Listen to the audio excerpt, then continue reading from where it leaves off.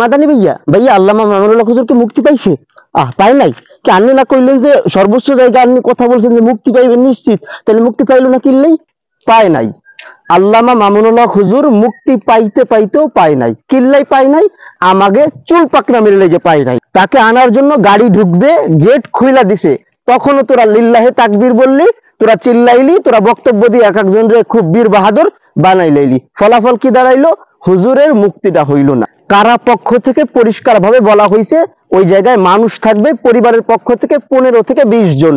আল্লামা মাহফুজুল হক হুজুর সাহেব 20 জন মানুষের একটা তালিকাও নিয়ে গেছে, সেইখানে আপনারা উপস্থিত হইলেন 20,000, মনের মতো করে চিল্লাইলেন, গলা ফাটাইলেন, লিল্লাহে তাকবীর দিলেন। ফলাফল কি দাঁড়াইলো? হুজুরের মুক্তি হইল না। এই দায়ভার কে নিবে? এই দায়ভার নিবে হলো, প্রথমে নিবে হলো রফিকুল ইসলাম মাদানী, কারণ এই মালটাই সর্বপ্রথম এই জিনিসটা পাবলিকে ফেসবুকে প্রকাশ করছে। কথা হলো ভাইয়া, এই দেশে আল্লামা মামুনুল হক হুজুরের অসংখ্য লক্ষ লক্ষ ভক্ত আছে এবং তারা হুজুরকে প্রচন্ড পরিমাণে ভালোবাসে।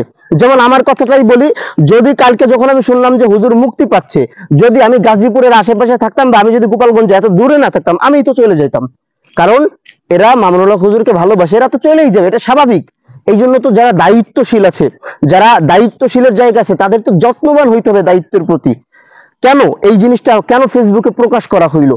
এই যে কারাপক্ষী যারা আছে, ওরা কি মাইক বাজাইছে? ওরা কি ফোন দিয়েছে যে তোমরা আসো মামুনুল হক হুজুরের মুক্তি দিব? বা মামুনুল হক হুজুরের পরিবার যারা আছে তারা কি বলছে যে আপনারা আসেন, মামুনুল হক হুজুরকে উদ্ধার করতে হবে, তোরা লক্ষ লক্ষ মানুষ চলে আয়? এই জিনিসটা ফেসবুকে যখন পোস্ট করলো রফিকুল ইসলাম মাদানী, তখন কিন্তু সবাই জানলো।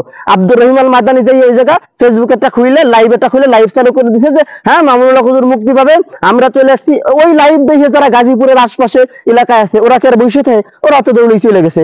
এখন ওরা যখন গেছে, জিনিসটা কি হইলো? আস্তে আস্তে 2 জন 5 জন 10 জন 100 যাইতে যাইতে যাইতে যাইতে লোক হয়ে গেল 20,000-এর বেশি। সর্বশেষ কি করলা?